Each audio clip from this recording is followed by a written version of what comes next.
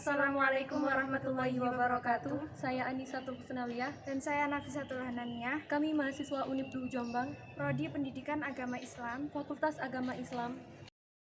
Kami akan menjelaskan tentang konsep hereditas dan lingkungan serta pengaruhnya terhadap pertumbuhan dan perkembangan manusia. A. Pengertian hereditas. Hereditas atau pewarisan adalah pewarisan watak dari induk ke keturunannya, baik secara biologis melalui gen atau secara sosial melalui pewarisan gelar atau status sosial.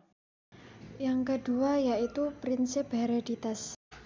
Prinsip stabilitas. Hereditas itu berproses dengan perantara sel-sel benih dan tidak melalui sel-sel somatik atau sel-sel badan. Artinya bahwa ciri-ciri yang dipelajari oleh orang tua tidak akan ditentukan kepada anak. Yang kedua yaitu prinsip konformitas. Prinsip konformitas adalah jenis atau setiap golongan menurunkan golongannya sendiri.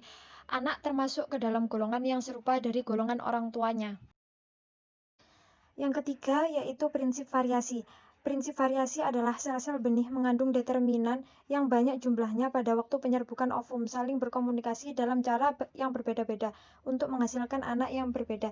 Jadi, prinsip variasi ini berlaku dalam batas-batas yang ditentukan oleh pola-pola rasial umum. Yang keempat yaitu prinsip regresi filial. Prinsip regresi filial adalah pada setiap sifat atau ciri manusia, anak memperlihatkan kecenderungan menuju keadaan rata-rata. Artinya bahwa anak orang tua yang sangat cerdas biasanya condong untuk menjadi anak yang kurang cerdas daripada orang tuanya, atau sebaliknya. Peranan hereditas dalam pertumbuhan dan perkembangan. 1. Bentuk tubuh dan ciri-ciri fisik. 2. Sifat-sifat. 3. Inteligensi. 4. Bakat. Dan yang terakhir yaitu penyakit.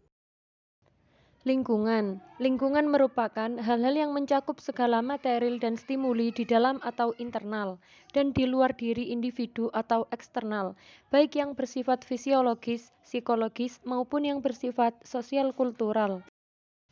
Lingkungan dalam pengertian luas. Secara fisiologis, lingkungan meliputi segala kondisi material jasmania di dalam tubuh, seperti nutrisi, hormon, sel-sel, jaringan, organ, sistem organ, dan lain-lain.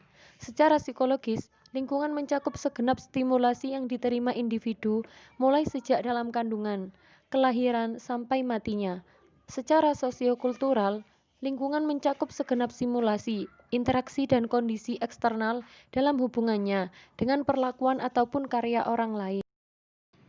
Pengaruh antara hereditas dan lingkungan terhadap perkembangan pribadi manusia. Francis Galton, seorang sarjana berkebangsaan Inggris yang bergerak dalam pengembangan psikologi, mempunyai keyakinan bahwa sifat jenius adalah sifat yang diwariskan.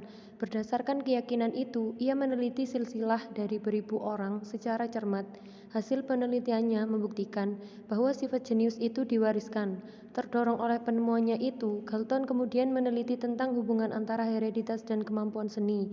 Penelitian membuktikan bahwa di antara anak-anak dari 30 keluarga seniman, 64% adalah seniman.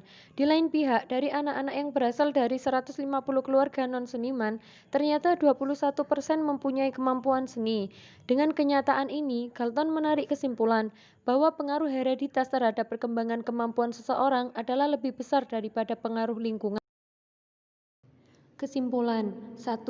Bagaimanapun juga besarnya dampak stimulus lingkungan yang diterima oleh organisme, namun perkembangan organisme yang bersangkutan tidak dapat melampaui batas yang telah ditetapkan oleh faktor keturunan. Hereditas menetapkan batas perkembangan yang dapat dilakukan oleh lingkungan. 2. Lingkungan dapat memodifikasi efek hereditas. Suatu lingkungan yang buruk dapat saja mengubah warisan sifat seseorang yang baik semata-mata karena ia berada dalam asuhan lingkungan tersebut. 3. Faktor lingkungan tampak kurang berperan dalam membentuk karakteristik fisik, tapi cenderung lebih berperan dalam membentuk karakteristik dan kepribadian.